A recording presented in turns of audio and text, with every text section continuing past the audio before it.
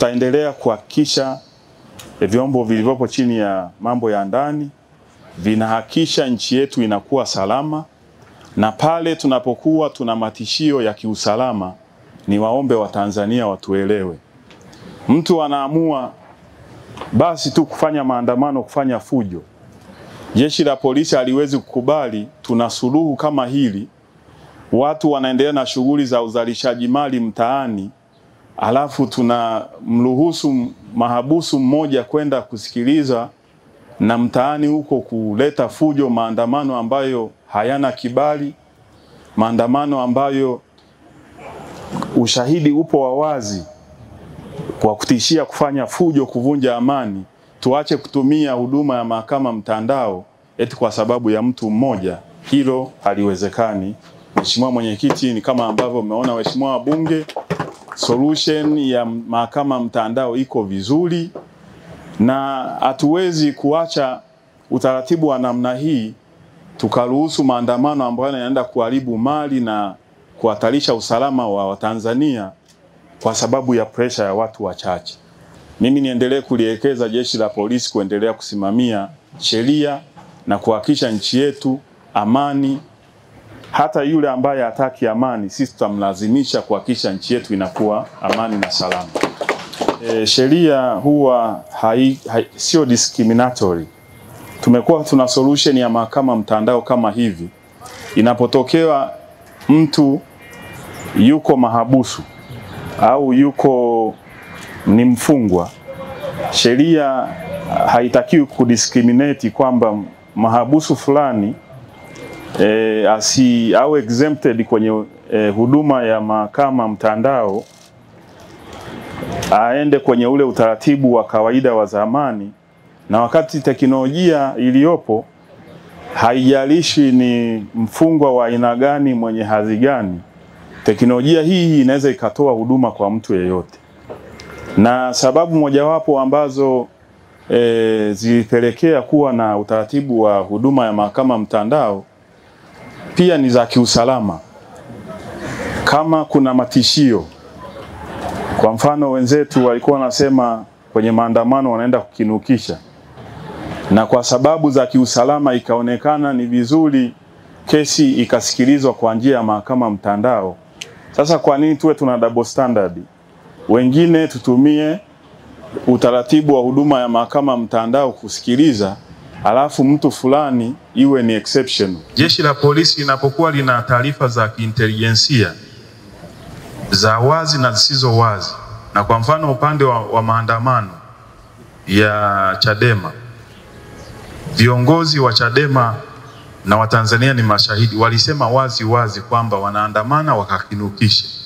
Sasa jeshi la polisi linapokuwa na taarifa kama hizo za kiusalama, likashirikiana na muhimili wa mahakama kutoa haki ile ile lakini kwa kutumia teknolojia, tunaposema hapana mtaani, huyu mlengwa kwa vile anaweza akapata haki yake kwa kutumia huduma ya mahakama mtandao, tukazuia fujo mtaani.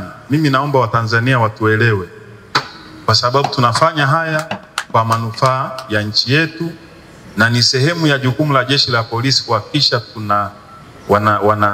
wanachukua hatua za kiusalama kuhakikisha raia na mali zetu wa Tanzania zinaendelea kuwa salama. Lakini jambo la pili, niliona mmoja ya viongozi akisema anahitaji special treatment anapoenda kumwona mahabusu. Hiyo nayo sio sawa. Zipo taratibu upande wa jeshi la magereza. Ndugu, rafiki, jamaa anapotaka kwenda kumwona ama mahabusu ama mfungwa, zipo taratibu ambazo zinasimamiwa. Kwa hiyo tukitaka tuwe tuna VIP treatment, na yenyewe inakuwa sio sawa, kwa sababu na yenyewe ni discriminatory. Jeshi la magereza upo utaratibu, mtu akienda kutaka kwenda kumwona mfungwa, taratibu ziko wazi, na mzisimamie ili sionekane kuna watu wenye hadhi fulani wanapendelewa na mnyonge labda anaonewa. Na ndio maana tukaweka taratibu ili kuhakikisha utaratibu unasimamiwa bila kujali status ya mtu yeyote. Kwa hiyo Kamishna Jenerali wa Magereza, muendelee kusimamia taratibu, mtende haki, na hivyo hivyo ndicho ninachomwagiza kamanda wa Jeshi la Polisi nchini IGP Wambura, kusimamia taratibu sheria ili kuondoa manunguniko yoyote kwa sababu ya preferential treatment. Na hii kazi hii tunayoifanya ni ya utu.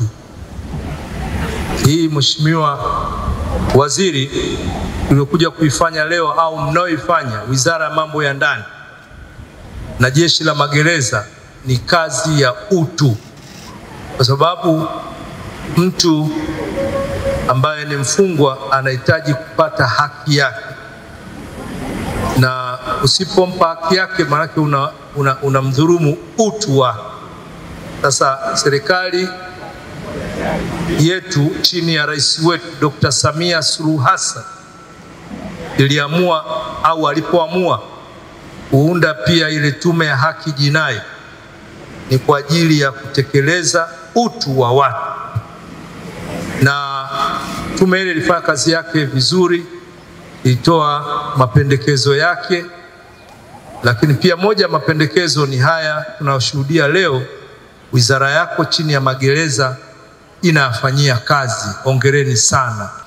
Lakini tunawashukuru mahakama kwa kuona kwamba kuna haja ya kuspeed up hii eneo la mahakama mtandao kwa kuanza kutupa makasha haya 10 ambayo wameyagharamia wao ili kuendeleza kesi hizi, kurahisisha usikilizaji wa kesi, lakini kuharakisha kesi za watu waliokupo ndani.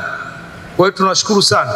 Session itaendelea akiwa hapa na atamuona hakimu au jaji, kama kuna mwendesha mashtaka atamuona, kama ana wakili wake pia atamuona. Kwa session itaendelea kama kawaida. Karibuni sana.